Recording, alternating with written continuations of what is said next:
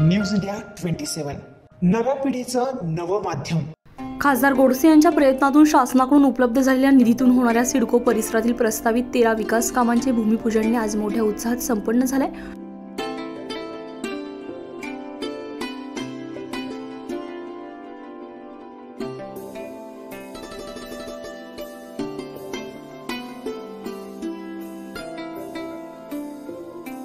या 13 विकास कामांसाठी मुख्यमंत्री एकनाथजी शिंदे यांनी त्यांच्या नगरविकास विभागाच्या लेखाशीर्ष योजनेतून निधी उपलब्ध करून दिलाय। एकाच दिवशी 10 कोटी रुपयांच्या 13 विकास कामांना प्रत्यक्ष प्रारंभ झाल्यामुळे सिडको वासियांमध्ये समाधानाचं वातावरण निर्माण झाले। भूमिपूजनाने झालेली विकास कामे दीड वर्षात पूर्ण होणार असून यापुढेही विकास कामांसाठी हवा तितका निधी उपलब्ध करून देऊ अशी ग्वाही खासदार गोडसे यांनी भूमिपूजनाप्रसंगी सिडको वासियांना दिली आहे। आज सिडको विभागामध्ये जवळजवळ प्रत्येक प्रभागामध्ये विविध विकास कामांचा या ठिकाणी शुभारंभ होतोय। तसं पाहायला गेलं तर शहरामध्ये देखील 31 प्रभागामध्ये जवळजवळ 90 विकास कामं या ठिकाणी मंजूर करण्यात आली।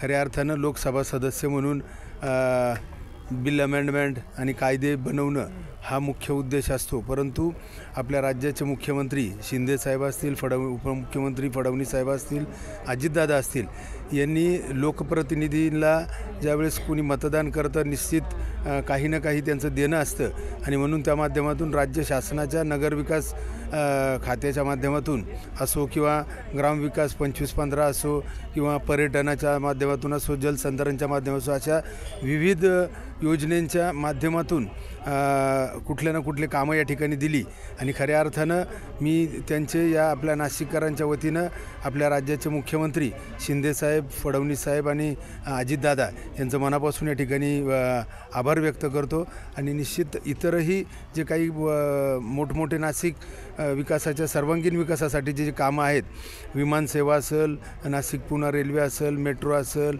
त्यानंतर 100 एकरमध्ये electrical testing lab, UPSC centre, net exam centre, CGHS centre अशा अनेक वेगवेगळे प्रकल्प या ठिकाणी मंजूर झालेले आहेत। त्याचे कामं देखील त्या ठिकाणी पूर्ण झालेले आहेत आणि म्हणून खऱ्या अर्थानं आपण इतक्या वर्ष काम करत असताना नाशिकच्या सर्वांगीण विकासाच्या दृष्टीने सातत्यानं प्रयत्न या ठिकाणी केलेत।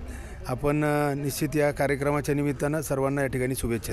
आज खासदार गोडसे यांनी सिडको विभागाच्या दौऱ्यादरम्यान खासदार गोडसे यांच्या हस्ते प्रभाग क्रमांक 24 मधील वाडेकर चौक ते तुळजाभवानी चौक आणि NGBCD सेक्टरमधील रस्त्यांचे काँक्रिटीकरण करणे आणि पावसाळी गटारी बांधणे, शिवालय कॉलनीतील ओपन स्पेसचे सुशोभीकरण करणे, रस्ते बांधणे, ऑल कंपाऊंड करणे, गोविंदनगर येथील डेक्कन पंपाच्या मागील ओपन स्पेसमध्ये सभामंडप बांधणे, प्रभाग क्रमांक 26 मधील हेडगेवार नगर, दुर्गानगर, इंदिरानगर, कामडेवाडे, त्रिमूर्ती चौक या ठिकाणी CCTV उभारणे, पसायदान, किराणा ते इंद्रनगरी रस्त्याचे दुतर्फा लादीकरण करणे, तसेच प्रभाग क्रमांक 27 मधील अश्विन नगर येथे महिलांसाठी अभ्यासिका बांधणे, स्वर्गवासी बाळासाहेब ठाकरे दवाखाना आणि सिंहस्थनगर परिसराचे सुशोभीकरण करणे, स्वामी समर्थ उद्यान विकसित करणे, संरक्षक भिंत बांधणे, रंगमंच बांधणे, प्रभाग क्रमांक 28 सिद्धटेक नगरमधील रस्ता काँक्रिटीकरण करणे, महालक्ष्मी नगरमध्ये अभ्यासिका बांधणे, प्रभाग क्रमांक 29 मधील शिवनेरी चौक ते स्टेट बँक चौकी तसेच चौपाटीपर्यंत रस्ता तयार करणे, प्रभाग क्रमांक 31 मधील पाथर्डी सर्वे नंबर 315 मध्ये अभ्यासिका बांधणे,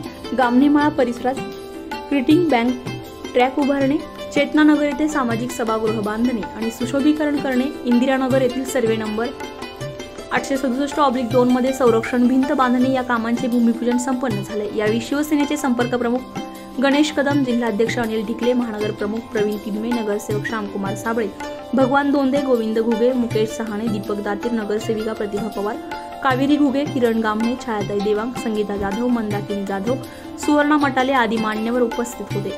तर निश्चित त्यांनी जर फॉलोअप घेतला तर ते काम पूर्णत्वास आपण नेल्याशिवाय राहत नाही।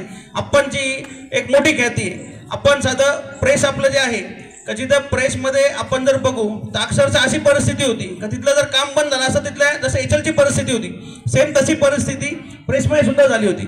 पण त्यावेळेस आपण तो फॉलोअप केला व माननीय पंतप्रधान नरेंद्रजी मोदी यांच्याकडून प्रेसमध्ये सुद्धा काम आणून दाखवलं। तसंच HLमध्ये सुद्धा तुम्ही आता जर बघाल तर HLला अशी परिस्थिती होती की इथून लोक ट्रान्सपोर्ट बाहेर करत होते, पण आता आपण जर बघू तर तिथं सुद्धा सर्व लोकांना कामगार त्यांनी उपलब्ध करून दिला आहे। तर आपणची जी ख्याती आहे की कामगार वर्ग असो, शेतकरी वर्ग असो, अशा प्रत्येक वर्गासाठी आपण काम उभं केलं आहे। तर आपण परत एकदा जो काही आता राम मंदिराचा कार्यक्रम आहे 22 तारखेला, त्या दिवशी आपण सर्वांनी रामाचा जयघोष करून आपल्या येत्या लोकसभेमध्ये हेमंत अप्पांना जास्तीत जास्त विक्रमी मताधिक्याने निवडून द्यावे अशी विनंती द्यावं लागतं. आपणही सांगितलं तू माझ्याकडे मागणीच नाही केली. म्हटलं मागणी केली मागच्यांकडे पण देत नाही, म्हणजे तू माझ्याकडे मागणी केली एकदा.